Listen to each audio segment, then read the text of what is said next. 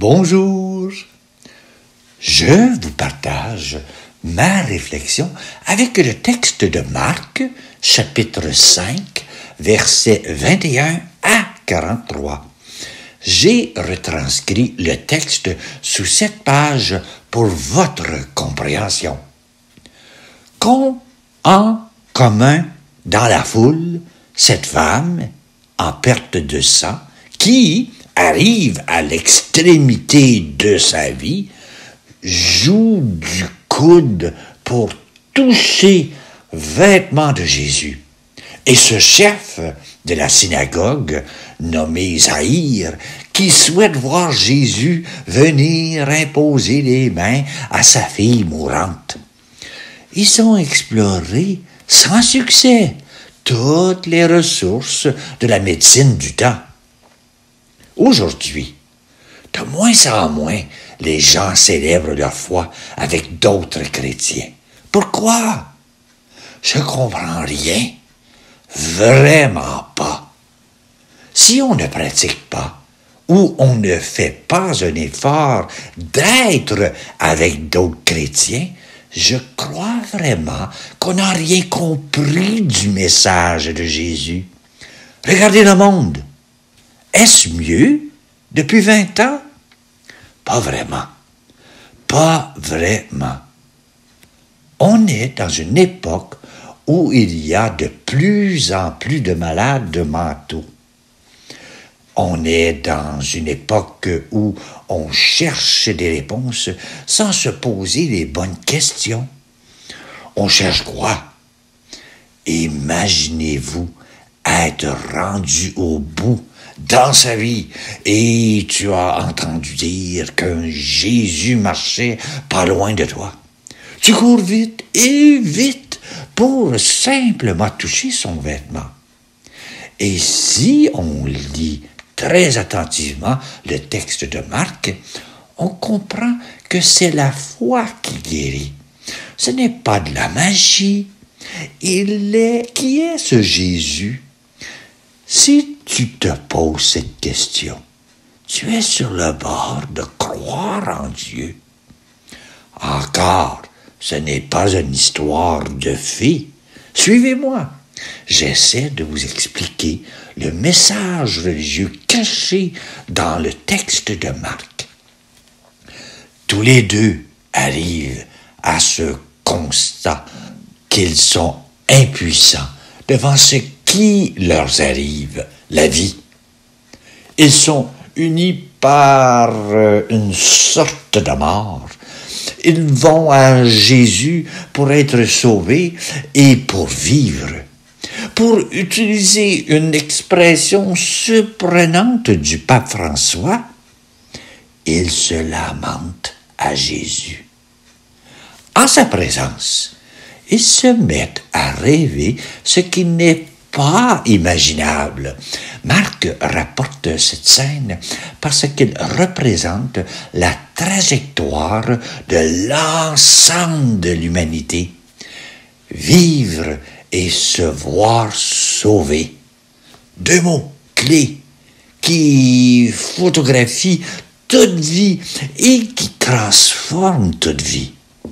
Cet homme de Zahir et cette femme vivaient tous les deux dans une grande détresse. Ils font ressortir 2 attitudes incontournables pour que la puissance de Dieu se manifeste. Leur trajectoire suggère un chemin, celui que nos vies peuvent prendre en tournant heureux, celui de ressentir dans notre corps et dans notre cœur le besoin d'aller à Jésus et d'avoir une grande confiance en lui. 2 attitudes qui aident à vivre et donnent sens à leur existence. 2 attitudes qui nous font éviter les fausses espérances de notre monde. Et on sait que notre monde peut être artificiel. La manière de vivre de cet homme de Zaïre et de cette femme nous invite à toucher Jésus qui marche au milieu de nous. Est-ce que Jésus marche encore aujourd'hui au milieu de nous? Oh que oui! Ouvre tes yeux. Il nous appelle à faire confiance, à croire à sa parole. Si je pouvais seulement toucher la frange de son manteau, sois sans crainte, crois seulement. Ils ont mis leur espoir en Jésus. Ils sont pour nous aujourd'hui une bonne nouvelle si nous savons, comme eux, vraiment rencontrer Jésus. Toucher Jésus. Est-ce que je sais comment le toucher? Cette femme a plus que touché Jésus. Elle a regardé en face, dénudée, quelle était par sa question. Qui m'a touché? Elle a parlé avec Jésus. Elle est entrée en relation de personne à personne avec lui. Son geste anonyme est devenu rencontre de foi. Ta foi t'a sauvé. De son côté, l'homme de Zaïre a plus que rencontré Jésus. Il s'est ouvert à sa parole. Crois seulement. Il a fait route avec lui jusqu'à chez lui. Il a entendu Jésus dire à sa fille, « Lève-toi ». Aujourd'hui, leur attitude pose des questions à notre vie de foi. Ressentons-nous ce besoin d'aller à Jésus? Avons-nous leur confiance? Avons-nous des mains qui ne touchent pas Jésus? Des pieds qui ne marchent pas vers Jésus? Des bouches qui ne peuvent s'exprimer avec foi?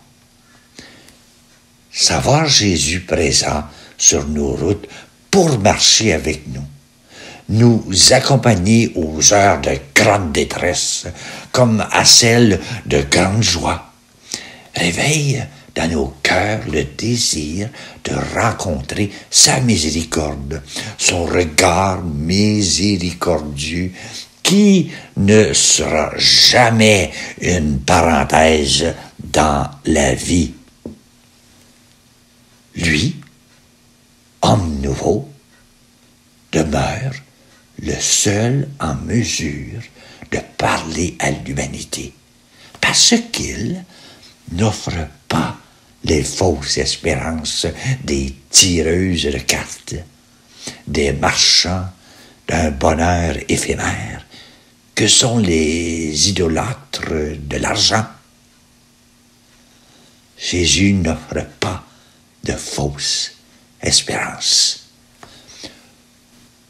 Relisons cette rencontre d'un homme et d'une femme qui ont rencontré Jésus sur la route de leur vie. Il leur a dit le prix et la beauté du mystère unique, personnel, de chacun de nous.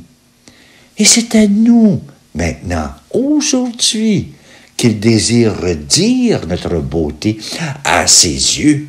Si nous nous laissions surprendre par son visage, son regard de miséricorde qu'il pose sur nous, je crois que je n'ai pas besoin de vous dire comment Jésus peut me regarder dans ma vie. Une belle réflexion qu'écrivait Saint Jean Chrysostome au IVe siècle. Nous, malheureux que nous sommes, chaque jour, nous touchons et nous prenons le corps du Seigneur. Et pourtant, les blessures ne guérissent pas. Si nous sommes faibles, ce n'est pas le Christ qui nous manque, c'est la foi. Et voilà. Bonne réflexion. Et je vous souhaite